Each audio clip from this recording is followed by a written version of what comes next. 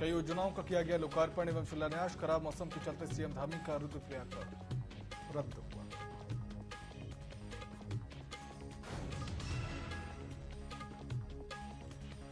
SSP ने किया coronation तथा दून हॉस्पिटल आश्वस्त किया सुरक्षा पुलिस की सर्वोच्च प्राथमिकता।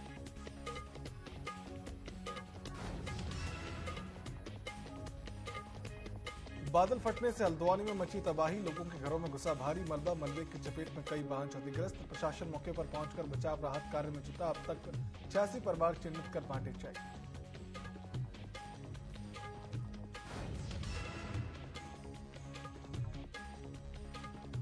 नाबालिग बच्ची के साथ देहरादून में गैंगरेप की घटना। बाल आयोग के अध्यक्ष गीता खन्ना ने की निंदा। ऐसी घटनाओं को रोकने के लिए सामाजिक ऑडिट की जरूरत। परिवहन विभाग के 5 कर्मी शामिल। पुलिस ने आरोपियों को किया गिरफ्तार।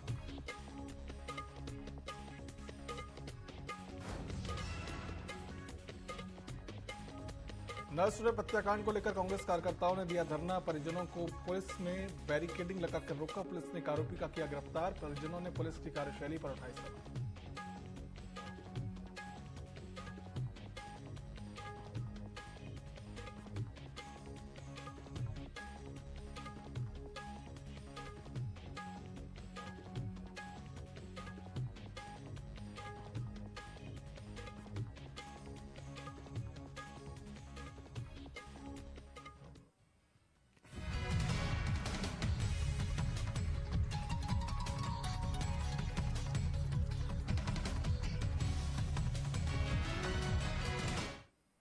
नमस्कार, स्वागत है आप सभी का न्यूज अपडेट में। मैं हूं आपके साथ सिद्धांत त्रिपाठी। शुरुआत करते हैं बड़ी खबर के साथ, जो कि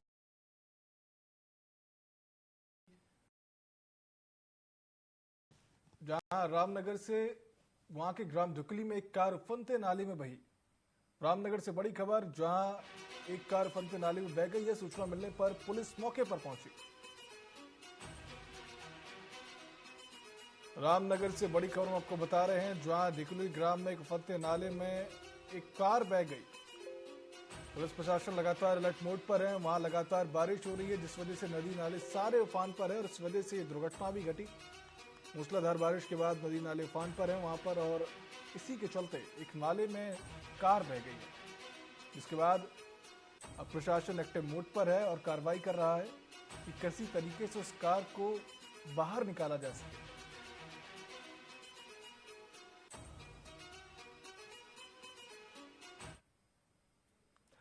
अब रुक करते हैं खबरों की ओर, जहां चमोली जिले के दूरस्थ गांव डूमक से है, जहां ग्रामीण सड़क की मांग को लेकर पिछले 19 दिनों से अनशन पर बैठे हैं, लेकिन कोई भी सकारात्मक पहल अब तक शासन प्रशासन के द्वारा नहीं की गई है।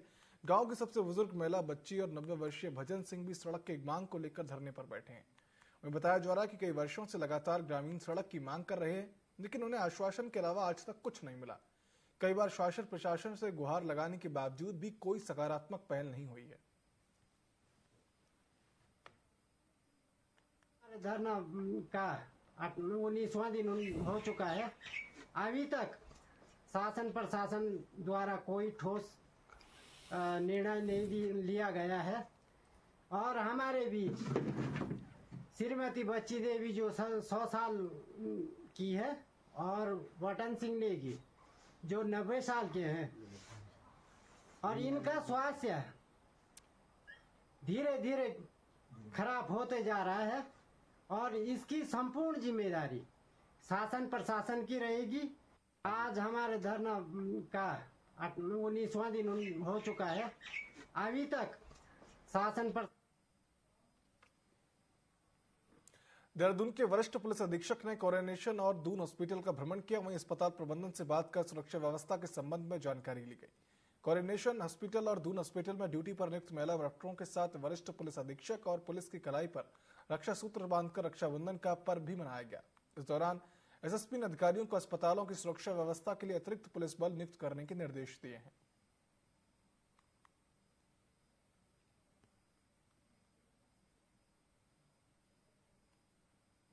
भी दूंगा और ये भी अश्योर करूंगा यहाँ पर कि जो बेहतर संभव हो सकता है, जो sense of security Dehradun police दे सकती है, उसके लिए हम निरंतर प्रयासरत हैं। कुछ दुखद घटनाएं हुई हैं और जो हमारे लिए भी शर्मनाक है, लेकिन इसको सबक लेते हुए कोशिश रहेगी कि सभी की सुरक्षा और सेंस ऑफ सिक्योरिटी सभी में रहे। और इसी क्रम में आज दून अस्पताल और कोरोनेशन हॉस्पिटल में जो भी हमारी नर्सेस बहनें और जो डॉक्टर्स हैं जो दिन रात काम करती हैं, विषम परिस्थितियों में करती हैं, उनमें कहीं ऐसी कोई भय की भावना ना हो। तो आज रक्षाबंधन में not as a policeman के साथ साथ एज अ ब्रदर के रूप में भी पुलिस के जो हमारे यहाँ के कर्मचारी हम लोग गए और उनको आश्वासन भी दिया है। रक्षाबंधन के पावन पर्व पर मैं सभी अपनी बहनों पिथौरागढ़ के मल्ला भैंसकोट राजकीय इंटर कॉलेज से निलंबित शिक्षक घिसियावन प्रसाद जिज्ञासु का मुख्य शिक्षा अधिकारी को धमकाने का मामला अब तूल पकड़ चुका है।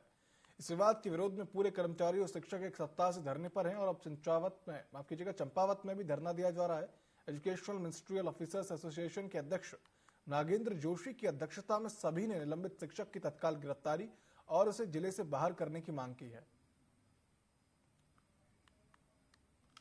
Education ministerial officers association Kumaon Mandal Nainital के आह्वान पर आज यहां पर 2 घंटे का सांकेतिक कार्य बहिष्कार किया गया और मुख्य शिक्षा अधिकारी चंपावत द्वारा श्री घिसियावन प्रसाद जो विवादित शिक्षक हैं उनके जनपद चंपावत से अन्यत्र संबद्ध करने की संस्तुति भेज दी है। यहां उपस्थित समस्त शिक्षक और कर्मचारी संगठनों के प्रतिनिधियों की एक ही मांग है कि श्री घिसियावन प्रसाद जी को सामाजिक सौहार्द बनाए रखने के लिए कुमाऊं मंडल से अन्यत्र स्थानांतरित किया जाना बहुत ही आवश्यक है। यदि विभाग के अधिकारी इनका कुमाऊं मंडल से बाहर स्थानांतरण नहीं करते हैं और भविष्य में इनके विरुद्ध कोई आंदोलन किया जाता है तो इसे शिक्षा विभाग के उच्च अधिकारी जिम्मेवार रहेंगे। और यहाँ पर आज हम अगले विभाग के फैसले तक इस कार्यक्रम को स्थगित कर रहे हैं। Education ministerial officers association Kumaon Mandal Nainital के आह्वान पर आज यहाँ पर 2 घंटे का सांकेतिक कार्य बहिष्कार किया गया और मुख्य शिक्षा अधिकारी चंपावत द्वारा श्री घिसियावन प्रसाद। रूपनगर पुलिस ने हाल ही में एक अभियान के तहत बच्चों की तस्करी करने वाले गिरोह के कुछ सदस्यों को गिरफ्तार किया है। एसएसपी गुरजीत सिंह खुराना ने बताया कि सूरज कुमार जो बिहार के सहरसा का निवासी है और वर्तमान में जालंधर के नंगल सलीमपुर में रह रहा है कि पत्नी ने 1.5 महीने पहले एक बच्चे को जन्म दिया। इलाज के दौरान सूरज कुमार की मुलाकात आशा वर्कर कुलविंदर कौर से हुई, जिसने परिवार का खर्च उठाया और फिर सूरज कुमार को हरप्रीत सिंह और हैप्पी से मिलवाया। हरप्रीत सिंह और कुलविंदर कौर ने सूरज कुमार को बताया कि वह अपने बच्चे को कानूनी तरीके से किसी जरूरतमंद को दे दे। सूरज कुमार कुलविंदर कौर के साथ रूपनगर आया जहां बच्चे की सौदेबाजी चल रही थी। इस मामले पर पुलिस ने 4 आरोपियों के खिलाफ मुकदमा दर्ज कर लिया है।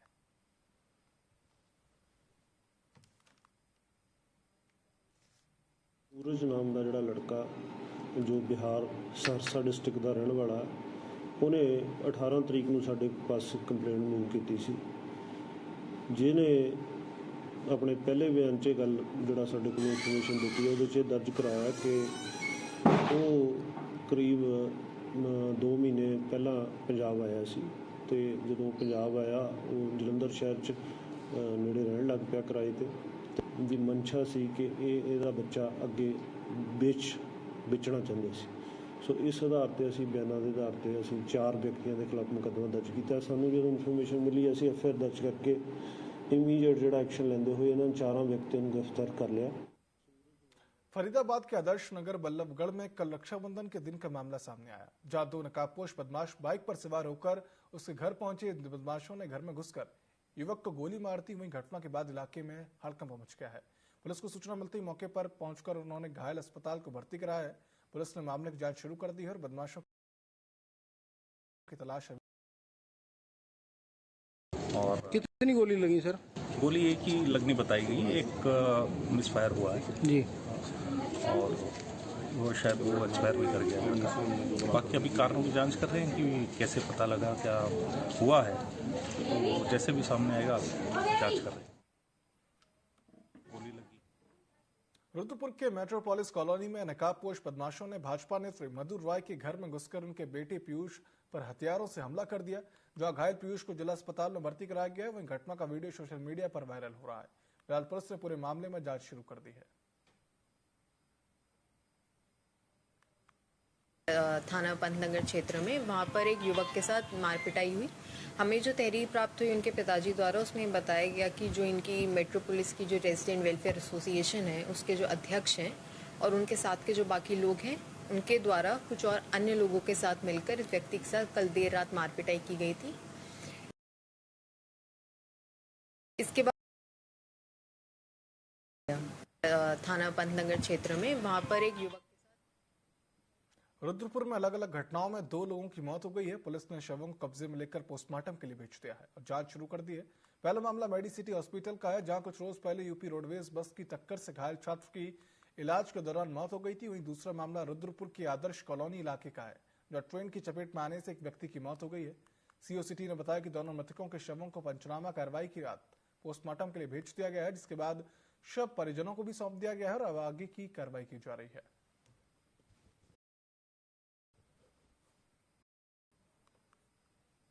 तो सूचना प्राप्त हुई थी आदर्श कॉलोनी क्षेत्र में कि एक व्यक्ति की ट्रेन से कटकर मृत्यु हो गई है। उस व्यक्ति की रात को शिनाख्त नहीं हो पाई थी, तो जो भी फोटोग्राफ्स हैं उसे सर्कुलेट हुई थी। आज सुबह उनके परिजन भी ने पता लगाकर आ गए थे, हमारे पुलिस को कांटेक्ट किया था और हमारे द्वारा उनकी पंचायतनामा की कार्रवाई की गई। व्यक्ति की शिनाख्त श्याम बाबू के रूप में हुई है, जो लगभग 45 वर्ष उनकी आयु है और वो इंदिरा कॉलोनी में रहते हैं और टेलरिंग का काम करते हैं। अभी पोस्टमार्टम की कार्रवाई जारी है। कल रात को सूचना प्राप्त हुई थी आदर्श कॉलोनी क्षेत्र में कि एक व्यक्ति की ट्रेन से कटकर मृत्यु हो गई है। उस व्यक्ति की रात को शिनाख्त नहीं हो पाई थी, तो जो भी फोटोग्राफ्स हैं उसे सर्कुलेट हुई थी। आज सुबह उनके परिजन पंचायतनामा की कार्रवाई की गई। व्यक्ति की शिनाख्त श्याम बाबू के रूप में हुई है, जो लगभग 45 वर्ष उनकी आयु है और वो इंदिरा कॉलोनी में रहते हैं और टेलरिंग का काम करते हैं। अभी पोस्टमार्टम की कार्रवाई जारी है। कल रात को सूचना प्राप्त हुई थी आदर्श राहुल गांधी मोवालपुर सिस्नी गांव पहुंचे, जहां उन्होंने दलित परिवार से मुलाकात की और दलित युवक की हत्या को लेकर मृतक के परिजनों के साथ उसने ढांढस बंधाया। बता दें कि मामले में दलित परिवार को धमकाया गया और कोई कार्रवाई भी नहीं की गई। इसे लेकर राहुल गांधी ने बड़ा बयान देते हुए कहा कि दलित युवक की हत्या पर राहुल गांधी ने यूपी में सबको न्याय मिले, ये कहा। और उन्होंने इसके साथ ये भी कहा कि मैं यहाँ दलितों की रक्षा करने आया हूँ।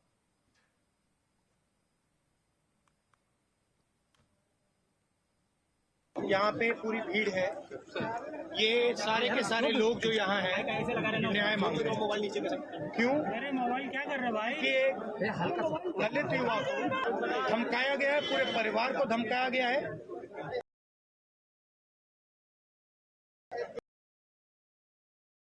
माइंड है जिसने करवाया है, उसके खिलाफ कोई कार्रवाई नहीं हो रही है। एसपी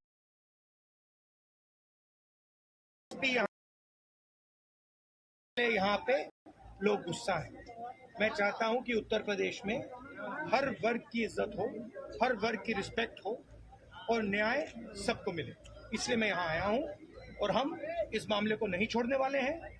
जब तक इस परिवार को न्याय नहीं मिलेगा तब तक हम पीछे नहीं हटने वाले।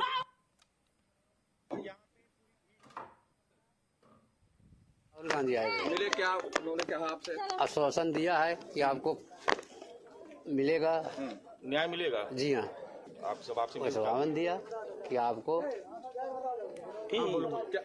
क्या बोले कि उनको लोग को सजा मिलना चाहिए। किसकी गिरफ्तारी चाह रहे हैं आप लोग? हम चाह रहे हैं, 5 हुए हैं, 6 हो गए हैं। हम वो जोन विशाल सिंह हैं उनके चाह रहे हैं।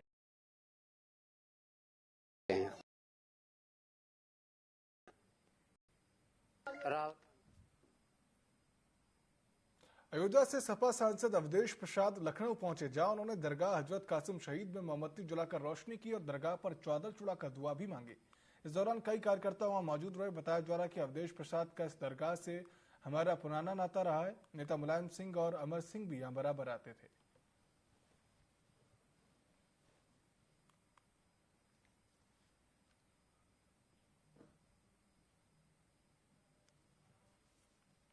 महराज जिले के ग्राम पंचायत टेडवा वसंतपुर गांव में नाली और चुनावी रंजिश के विवाद में दबंगों ने महिला ग्राम पंचायत प्रधान और उसके 2 बेटों के साथ जमकर मारपीट की, जिसकी सूचना मिलते ही पुलिस मौके पर पहुंची और घायलों को मेडिकल कॉलेज में भर्ती कराया। फिलहाल पुलिस मामले की जांच में जुट गई है।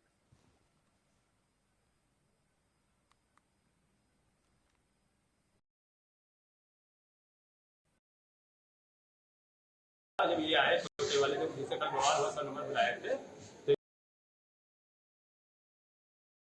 ये बताने लगे कि नहीं साफ करूँगा। तो हम कहा भैया इसको खाली कर दिए, जो ढक्कन गिराए हैं, जो नाली आप बंद किए हो, इसको आप साफ कर दिए। घर भर जुटती आए ना हमारे दरवाजे पे, जाके ना टूटा पड़ा है, हमारे घर पे कोई गवाही है, जाके टूटी पड़ी है, गाँव वाले गवाही कह रहे थे इसकी सफाई नहीं निकलेगा। तुमका भैया आप बता दीजिए, कोई दिक्कत नहीं है। भाई हमारे को लिए अकेले थे वहाँ पे। बाद में कुछ जैसे लोग बोले कि हम नहीं करेंगे, बस इसी बात पर उनको मारने लगे। हम जब पहुंचे तो झगड़ा हो रहा था, हम पहुंचे बीच में, उनको मारते मारते बेहोश कर दिए। बाद में हम पहुंचे तो हमको भी मार दिए। मैं इतना बोला जब ये आए तो बुलंदशहर के हीरापुर से मिठाई की दुकान को लेकर पूर्व प्रधान रविंद्र और बीडीसी हरेंद्र के बीच विवाद बढ़ने से दोनों पक्षों के बीच जमकर मारपीट और फायरिंग हो गई। फायरिंग में बीडीसी हरेंद्र समेत 2 लोग घायल भी हुए हैं, जिन्हें मेरठ के हायर मेडिकल सेंटर रेफर कर दिया गया। घटना के दौरान एक व्यक्ति की मौत भी हो गई है। पुलिस ने मौके पर पहुंचकर पूर्व प्रधान और 4 अन्य को हिरासत में लिया और एफआईआर दर्ज की।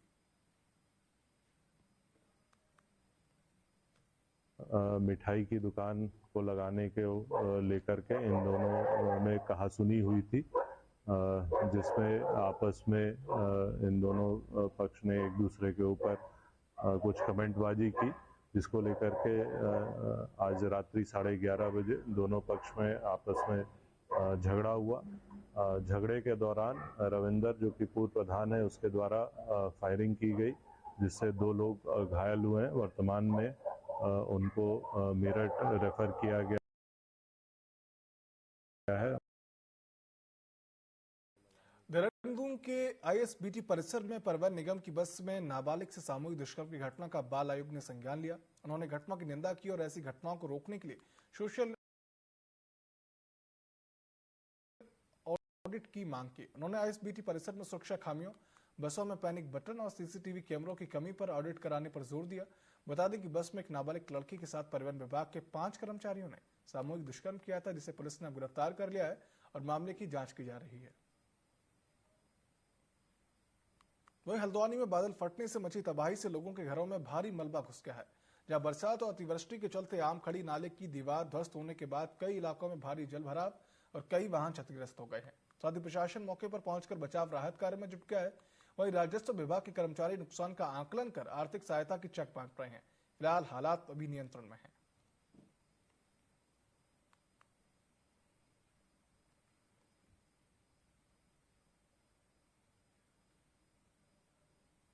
और आमखड़ी नाले की एक दीवार टूट गई थी, जिससे भारी मात्रा में मलबा और पूरा पानी ये कृष्णा विहार, गायत्री विहार और इस क्षेत्र में भर गया था। सुबह से और मलबा शिफ्टिंग का काम भी चल रहा है। इसके अलावा नगर निगम की टीमें रास्तों की सफाई करने में लगी हुई हैं।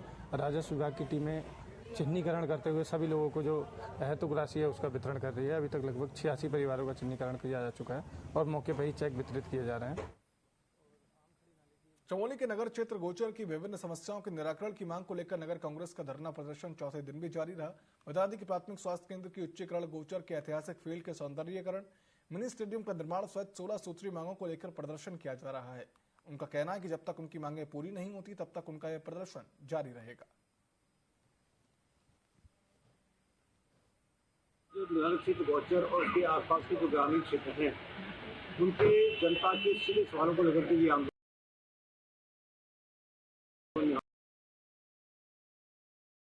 तो ये धरना प्रदर्शन हम समाप्त कर देंगे। यदि इसमें कोई कार्रवाई नहीं होती है तो आगे भी इस आंदोलन को हम जनता के साथ लेकर के बड़े स्वरूप में इसको करने का काम करेंगे, ताकि जनता के सहयोग से हम सरकार की आंखों को खोलना चाहते हैं। जो नगर क्षेत्र गोचर और उसके आसपास के जो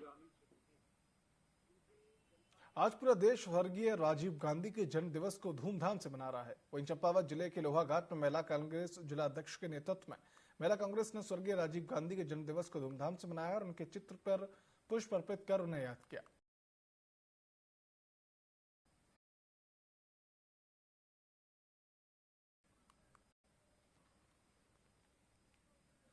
एक बहुत दूरदर्शिता और संघर्ष हमारे बीच के थे। वो हमारे प्रधानमंत्री रहे, जो उनकी बहुत ऊंची सोच थी, जो कि लोग आज भी उनकी सोच को नहीं पकड़ पा रहे।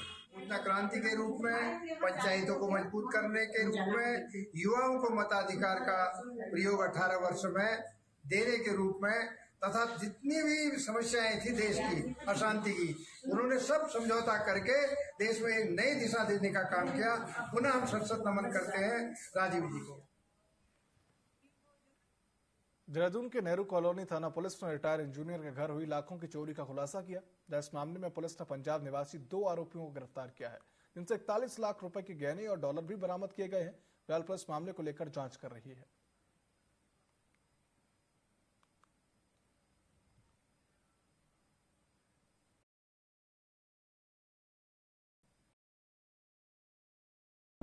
करीब उन्होंने जो लिखाया था उसमें 30 से 32 लाख रुपए की ज्वेलरी जो बताई थी उन्होंने, उस पर मुकदमा दर्ज कर लिया गया था। क्योंकि ये बहुत बड़ी घटना थी, इतनी बड़ी मतलब इसमें जो अनुमानित जो मूल्य था बहुत ज़्यादा था। एक सपेरा जाति के लोग जो है यहाँ पर काफ़ी दिनों से घूम रहे हैं यहाँ पर, और चूंकि इस तरह के कुछ जाति के लोग पहले भी अपराध में लिप्त रहे हैं, तो मैनुअल पुलिसिंग के अनुसार जो है इसमें हमारी टीम ने काम किया और इसको 2 लोग को इसमें गिरफ्तार किया जो तरन तारण पंजाब के रहने वाले हैं। इनका नाम सौरभ और मनदीप है और समस्त ज्वेलरी जो इनके साथ चोरी हुई थी वो सब बरामद हुई। बरामद ज्वेलरी के बाद जब परिजनों को दिखाया गया तो उसकी कीमत करीब 41 लाख रुपए, चूंकि काफी सारी चीजें वो भूल गए थे लिखवाना, एक बहुत बड़ी चोरी का खुलासा हुआ है।